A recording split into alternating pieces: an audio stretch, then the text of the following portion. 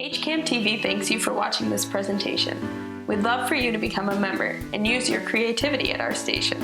Please visit hinghammedia.org or call us at 781-836-5094 if you'd like to learn more.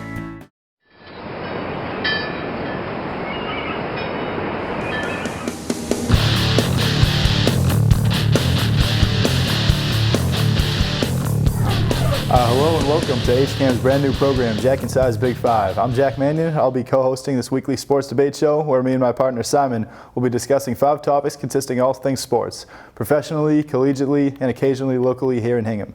Glad to have you with us for our debut show. Hello everyone, I'm Simon Brady, the other half of Jack and Si's Big Five. Jack and I are very excited to begin with our show here at HCAM. I'd like to give a special thank you to Chris Dolan and Catherine Collins from both of us for giving us this opportunity for our brand new sports debate show. Let's get right into it. So NBA offseason madness kicked off this morning, Jack. All-star point guard Chris Paul has been traded to the Houston Rockets, pairing him with fellow perennial all-star guard James Harden. In return, the Clippers received a couple B and C players and next year's draft pick. Jack, we believe Daryl Morey and the Houston Rockets are not done trying to make deals this offseason as they try to add a third star to this mix. But Jack, for now, can the star-studded backcourt work in H-Town? So Simon, on paper, this may look like the better move, but I think this is not going to work out as of right now because the way they play, Chris Paul is a very ball-dominant point guard, correct, and James Harden is as well, and he played point guard this year for the first season in his career and had his best season. So now he has to move back to the shooting guard where it's a less natural position for him. He's playing off the ball, which he hasn't shown to be very capable of, so it's going to be Chris Paul and James Harden both fighting over touches, and one of them is going to have to really adapt their game if they want to succeed. I think their best bet is to get a couple more shooters to space the floor, but as of right now with the roster as currently constructed, I don't think it's going to work out, especially if the goal is to beat the Warriors, one of the best three-point shooting teams in the league, and the way they play is ball movement. So as of now, I think they'd be around a 4 or 5 seed. Correct. I think as we know throughout watching his career, Chris Paul is a guy who likes to make the play. He has a great passing ability, but it's going to be him that makes Absolutely. the play. He's going to go through the progression of play and make the correct read. But James Harden just came off a year where Mike D'Antoni came in, he made him the point guard, and he led the league in assists. His assist totals jumped from 7 a game to 11 this past year. Now you're bringing in a ball-centric guy who has a bit of an ego of his own, as much as he comes off to be a selfless guy in Chris Paul. And so, that mesh will be very interesting, but I think Houston fans have this to look forward to, is that they've seen James Harden play at an all-star level at the 2 in his career. And it's certainly a special backcourt. You certainly have to pay a lot of defensive attention to both. And then I think there's something else that's important to mention from an intangible perspective.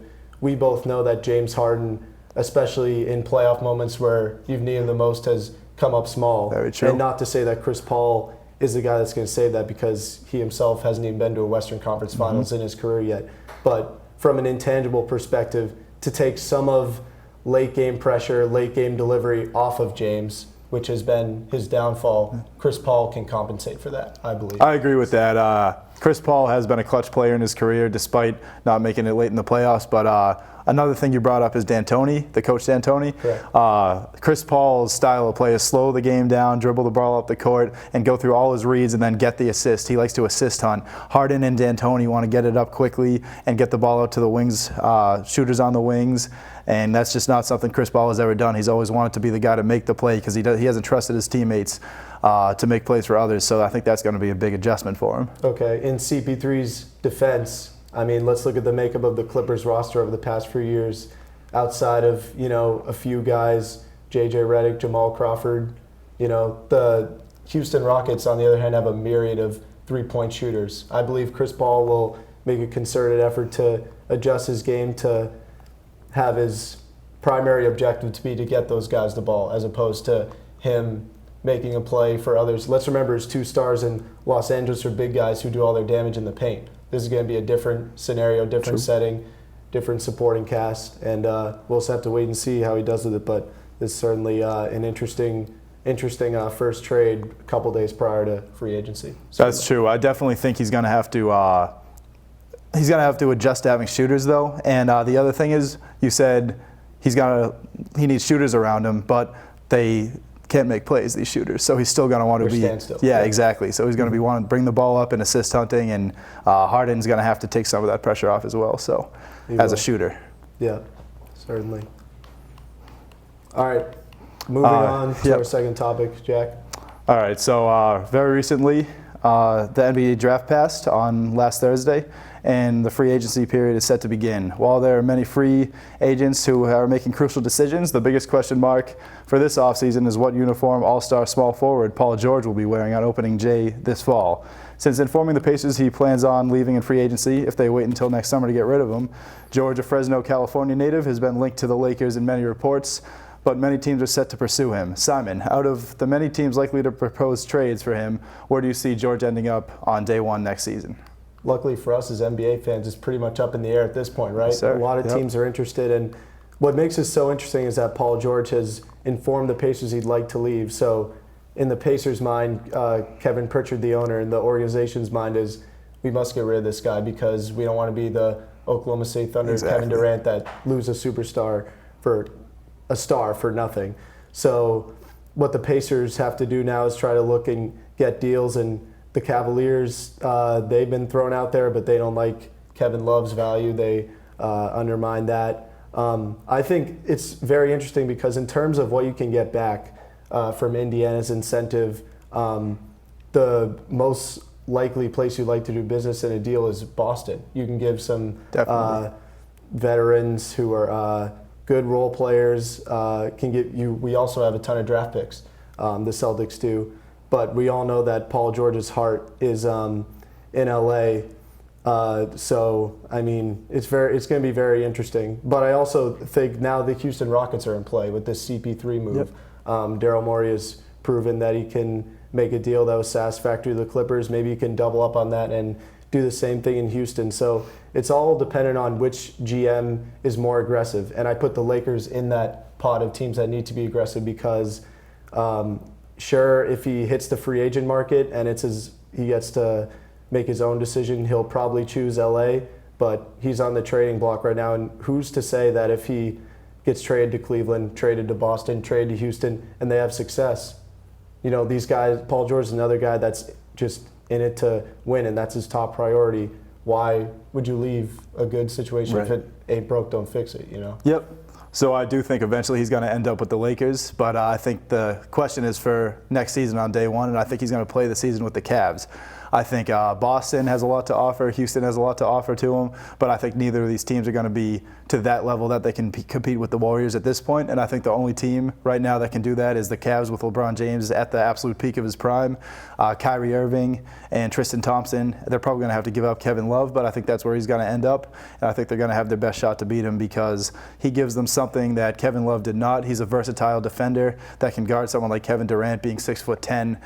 He has the length to guard him, and he can also shoot the three better, and he's a much better athlete. So I think it's going to be a great upgrade if they have him instead of Kevin Love, especially because of the fit.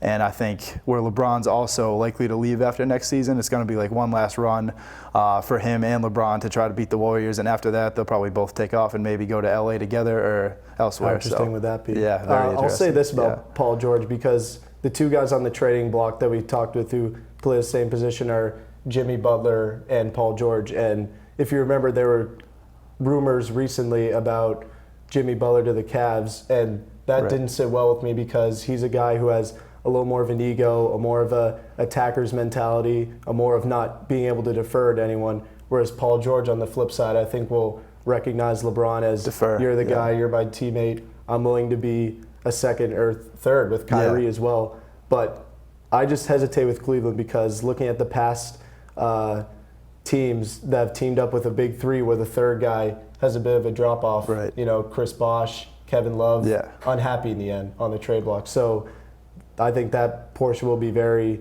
very interesting. But Paul George is able to defer. He respects LeBron. LeBron has beaten him in the playoffs. You know, he's almost schooled him. And now he can school him as his teammate, which I think will be very beneficial to both parties. But yeah, it'll be very interesting. It's all about which GM is most aggressive, and you say the Cavs don't have a GM currently, but you know, LeBron's it'll be very interesting. He is. He runs the franchise essentially. So, yeah. But yeah, no, going off your point about him possibly being unhappy as the third wheel, I think the difference here is that he's not Kevin Love or Chris Bosh. He's a much more better creator. He's a better player, so he's going to be more involved than they are. He's able to do more things, and I don't think he'd be too worried about his role in this situation because he's only probably going to be there for 1 year. So he's all in it to win it this year with LeBron, Kyrie, and I think he knows this is his best shot. And maybe if he wins it this year, he'll go to the Lakers. He already has a championship under his belt. Go to the Lakers and try to start a whole new thing over there. So I think Cleveland would be a great fit for him. I'll also, last point, say that what was the biggest issue with the Cavaliers and the Warriors this past year? Throwing bodies at Kevin Durant, who can compete with them. Paul George is 6'8", big body, can certainly compete with them, takes pressure off LeBron defensively. Absolutely. Okay, so moving on. Monday night, the first ever NBA award show took place, and All-Star point guard for the Oklahoma City Thunder, Russell Westbrook, highlighted the night by taking home this year's Kia NBA MVP, beating out finalists James Harden and Kawhi Leonard. Westbrook won 69 of 100 first-place votes. So, Jack, did Westbrook deserve to win MVP Monday night? I think you know what I'm going to say to this. Westbrook is my favorite player in the league, and I saw this coming for a while now, and he got finally, with Durant leaving OKC, a lot of people doubted what he could do with this team. It was probably one of the least talented offensive teams in the league, and Westbrook took the challenge and brought them to a 47-35 record, which was only 8 games fewer than they won the year before with this year's Finals MVP, Kevin Durant. So I think they severely overachieved this year, more so than any other team. Houston as well, but I think Westbrook did more for his team than Harden did. He's a better defender. Turned it over a little less and passed it almost as well. But he was a better scorer this year. I think his overall impact on the game, his leadership, intangibles were huge for them this year, and I just think he definitely deserved this year's MVP. Okay, I'm being genuine when I say this to you, that it's not about what Westbrook didn't do, because averaging a triple-double is unprecedented. 42 triple-doubles is unprecedented, never been done in the league. It's a fantastic feat. But for me, it's more about what James Harden in Houston did as opposed to what Westbrook didn't do. And believe me, it kind of is poison in my mouth to try to give credit to James Harden because of that playoff flop he had against San Antonio. I mean, with the opposing superstar out, you're by far the best player on the court, maybe the best player on the court for the first time in a playoff game in your career, if you think about it. And he just absolutely did not show up, didn't come to play. But having said that, I digress. This is a regular season award.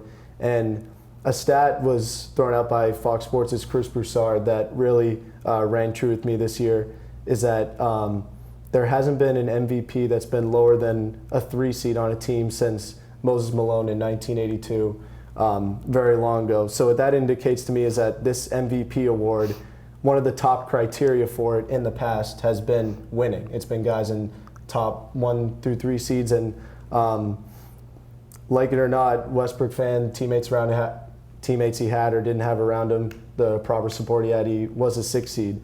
And so he didn't have the same type of winning that James Harden had as a 3 seed.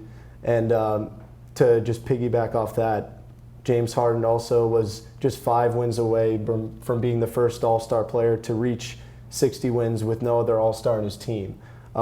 He really elevated the play of others. He brought Houston to a place that I think even Houston fans didn't think they'd be in the top 3 seed a year ago. And part of that is also credit to Coach D'Antoni coming in, implementing his system. It worked to a T. But with Harden, it was also a transformation we saw. It was him not being the ball-stopping, players sit and watch as they stand in the corner, watch him try to make a play. He led the league in assists, and that's something no one would have believed prior this year.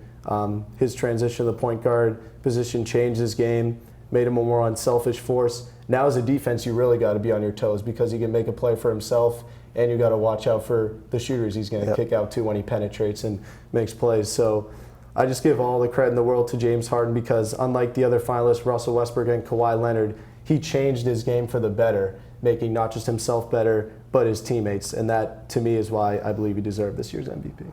Right, and to rebut that, I think one of the big things with Harden was the fact that he had a great team around him, not necessarily great players, but the way the team was constructed, especially with the way his coach operates the offense, it's a lot more shots, a lot more high tempo, a lot more threes, and he had a bunch of three-point shooters around him, which I think really helped inflate his stats.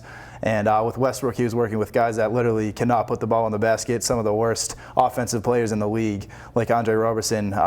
Steven Adams can't really shoot much. Victor Oladipo is very streaky, and those were some of his go-to guys on his team. So I think the fact that he averaged 10 assists with those guys on his team really says something. And then when you look at, he's a 6'3" point guard. He's going up for rebounds against 7-footers, 7'1" guys. He averages double-digit rebounds. That's pretty amazing to me. And the other thing is he did win. Like you say, he wasn't as many as Harden, but it was a very good record in the West, which is a very competitive conference. Yep. And I think they overachieved more than anyone else in the league, in my opinion, because the key word here is valuable. And I think if you take Russell Westbrook off the Thunder, the significant dip in their wins is bigger than any team in the league if you take off their star. Okay, that's fair. I don't know where we got to a point in the NBA where we value a point guard rebounding or, so there's just certain things like that. I think we like nice round hole numbers. We like 30, 10, and 10, but in reality, we'd rather take 39, 12, and 8, and you don't have the 39, 12, and 8. You don't have the same triple-double, tag. But here's the other point I wanted to get to. The other time in James Harden's career that he was a finalist, now he's been it twice, Steph Curry won it over him. Yep. And he won it why? Because he was the best player on the best team, one, and two, had the best record. Now James Harden has that same scenario and it's flipped, so I think it's very unfair. But we have to move on to our next topic. The Celtics, one of the biggest things this offseason for the Celtics is one of the biggest free agents is Gordon Hayward, who's a small forward, and that's one of the positions we're significantly lacking at. And he's played all of his career with the Utah Jazz thus far. And he's been linked to the Celtics in many rumors, especially because he played for current Celtics coach Brad Stevens in college at Butler University. Simon, how likely do you think it is for Hayward to come to Boston and leave a good situation in Utah? And how significant of an upgrade would this be for the Celtics? I believe, first of all, the timing for this is perfect for the Celtics. As you said, they're lacking on the wing. They have a presence at point guard, no real presence in the paint, but this league is driven mostly by wings. Right. And Gordon Hayward is one of those rising guys, averaged about 22 a game in Utah with not a lot of other great talent around him. And what separated him for me, why I believe the Celtics should really pursue him is because he was able to do it in isolation. When Utah was in doubt on offense, they say, give Gordon the ball, get out of his way, let him make a play. He's a big body, 6'8", can do a lot of different things. And if you look at the Celtics makeup right now and their wing players, whether it's Marcus Smart, Jay Crowder, Jaylen Brown, etc., do any of those guys demand extra defensive attention on the perimeter? No. Gordon Hayward is someone who's going to take not only be able to create for himself and make plays, but Isaiah Thomas's game gets better and shots open up for Avery Bradley, and you get other guys involved, and I think it'll be great. Everyone fantasizes also over the bringing the best American white player to Boston, where you've guys like Larry Bird and Kevin McHale as all-time legends there. So it's almost like a perfect storybook type thing. And as you said, Brad Stevens, those two have continuity. How sweet would it be to get back to a championship level when suffering one of the most heartbreaking losses as a top coach and player tandem? That'd be a really sweet thing. And as much as I think the only thing that's keeping this potential move from happening, we'll find out very shortly as the free agency period begins, but he does have a great relationship in Utah. Right. He is the guy there. That can't be understated. He has a great relationship with the fans down there. But I think he's in the business of, like all these free agent guys we're talking about, he's in the business of winning. He knows he can do that in Boston with a good culture, a good coach he's familiar with, a star already in Isaiah Thomas. There's a lot of pros for Gordon Hayward in this move. Absolutely. I think it's like a perfect fit for us and him, so I think it would make a lot of sense. He played with Stevens, and so he's very comfortable with the stuff he's going to run, and he would be our go-to scorer, I think. With Isaiah, having him already, it's going to open up more things for Isaiah too, but I think Hayward, just the fact that he's... any friction? No, I see the fact that he's 6'8", can actually get his shot off in we saw in the playoffs, Isaiah's stats went down a little bit because guys paid him a little more attention, threw more bodies at him. It was just tough because he's just physically incapable of getting shots over bigger guys. Hayward is perfect for that. He's 6'8". He can shoot over 6'6" small forwards. He can guard pretty well, and he'd be a huge upgrade over Crowder because our front court right now is just really lacks scoring with Crowder, Brown, Amir Johnson is a starter right now. So if we're able to bring in Hayward, who's a guy who can give us 22 points right off the bat, I think it's a great fit. He's also going to play the 3, which would move possibly Crowder or Jason Tatum to the 4 in a small ball lineup. And that's someone who can shoot Tatum at the 4 as well, our new draft pick. So I think that would be a great fit. And especially, as you said, the fit itself with Boston, he seems like a great perfect time to come here, very beginning of his prime, so I think it would be a great thing for both sides. Yeah, it's certainly a lot less stressful to leave Jay Crowder open on the wing versus a Gordon Hayward, who not only can shoot it, but very underrated with his size and ability. Once he gets that first step to the basket, he can really do a lot of damage. But now let's shift the question a little bit. Do you think just the addition of Gordon Hayward still not quite enough to reach the Cavs? I don't believe at this point. No, because it's all about offensive firepower right now, especially with the Cavs and Warriors. And right now, if we add him, we still have Amir Johnson as our 4. So we're going to really need to upgrade the power forward. I think we have Horford is a great 5 to have in today's NBA because he can shoot the 3, he can pass, he's very versatile defensively, and we would be really right there, except we need a power forward still. So I think that would be a huge step in the right direction if we could somehow sign another guy like Paul George or an elite power forward. I think we'd be in great shape to at least compete with those teams. But as of now, we're still definitely a big step away. I certainly agree. And I think it's a very exciting time because I see this Gordon Hayward deal has shifted from may happen in people's eyes to more likely to happen than not. And then I think the Celtics fans can really say they're one piece away from contending in the East with LeBron turning 33 next December. And, you know, their front office is a little bit in shambles right now. So I think Celtics fans have a lot to be optimistic about here in the upcoming future. I mean, if you look at already, has any team overachieved anymore no way. with this roster we have? I mean, if you think about the run we had, and granted, we didn't compete with the Cavs. Right. But I think even to reach the Eastern Conference Final with this team is something that's admirable, and just continue to keep building off that. Alrighty, let's get into our final discussion of the day. Going back to the Chris Paul trade, which, as we said, happened just several hours ago, still fresh in our mind. Chris Paul's on the move to Houston, and fellow former star Blake Griffin is a unrestricted free agent. The Clippers' foreseeable future as of today is very bleak. So, Jack, given this Chris Paul move, where do the Clippers go from here? Well, the end of this season sort of felt like the end of an era for the Clippers. They have a veteran coach, Doc Rivers, who was probably there for a certain run while guys like Chris Paul, Blake Griffin, DeAndre were going to be there. But it feels like that it's all going to break up now. Chris Paul just leaves, Paul Pierce retires, Blake Griffin's a free agent, and now DeAndre Jordan's on the trade block. So to me, it looks like I think they're going to start all over. But their priority right now should definitely try to be bringing Blake back in free agency, because I feel like they need at least some stability going forward with a veteran player and keeping DeAndre long term. So I think the front court, taking care of that's something they need to do. They really need to get a point guard now that Chris Paul is gone.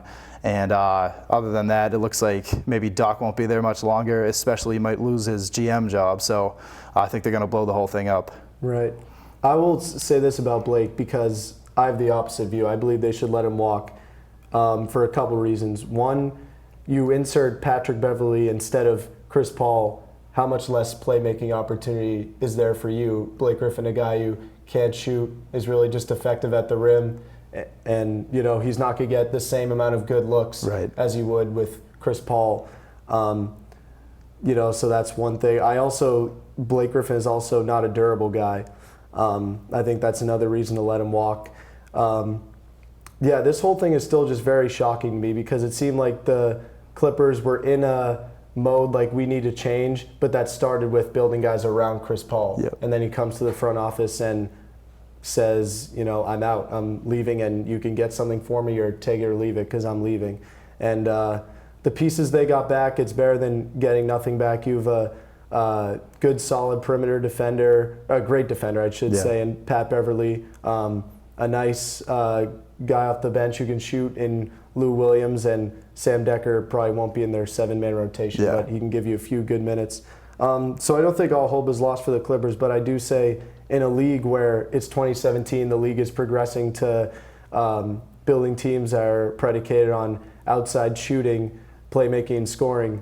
Blake Griffin and DeAndre Jordan simply can't be Right. your faces of your franchise if you Definitely want not the to faces go of your anywhere franchise, in the West. So, I don't know what realistic free agents, if that any come to mind for you Right. for free agent targets for the Clippers. No. So they're in a bit of a shambles right now. This whole Chris Paul thing is just really shaking up, the outlook of them. And Jerry West comes over as a consultant, and he seemed to have the mindset, Jack, to blow the whole thing up because he's looking at it as I was just with Golden State. I know what they're about. Yeah. They're not going anywhere. You can't compete with them. So I agree. Yep. I think it's safe to say that the Clippers, especially if Blake leaves here in the next week or so, I think it'll be confirmed that they are just blowing up the operation. I agree. Yeah, I do think they should try to hang on to Blake and DeAndre just because they're the two best players, and I don't know who they're going to get that's better than them anytime soon. Because any free agent that's a marquee free agent that wants to go to Los Angeles, wants to go play for the Lakers, no one really wants to go play for the Clippers. So Right. I think you do try to hang on to those guys, but you really need to go towards what today's NBA is becoming and try to get a lot more shooters, guys that can create for themselves and others, and definitely try to get a new point guard besides Patrick Beverley. Right. But yeah, I really do think they missed the boat this year, and in years past they had that chance to go to the Western Conference Finals. They blew a 3-1 lead against the Houston Rockets, and then without signing Carmelo or Paul George or any of these guys, there was a huge hole at the small forward for a long time, and they just never filled it, and I think that was a missing piece that they were never able to finish the product, so I don't see them doing anything anytime soon. Yeah, if you're Doc Rivers, you have to look at yourself in the mirror a little bit. Absolutely. You're running the team upstairs Yeah. and on the court, Right. and you aren't producing. So there needs to be some self-adjustment there, and it doesn't help you either when your son's on the trade block. No, exactly. As you're the coach and he doesn't go. So Doc Rivers has a lot to answer to right now, Yeah. I think, and it's a very important time for the Clippers. I think Clippers fans are impatient. It's not going to get better as the Lakers progress and they upgrade their front office, get the draft pick they want. Right. Look to be able to target and land top free agents. So the Clippers certainly have to make some amends for this because this is certainly a setback for them today. Alrighty, well, thank you for joining us for our brand new show, Jack and Size Big Five. Make sure to check out our Twitter and YouTube pages for uploaded footage at Jack and Size Big Five. Thanks for tuning in.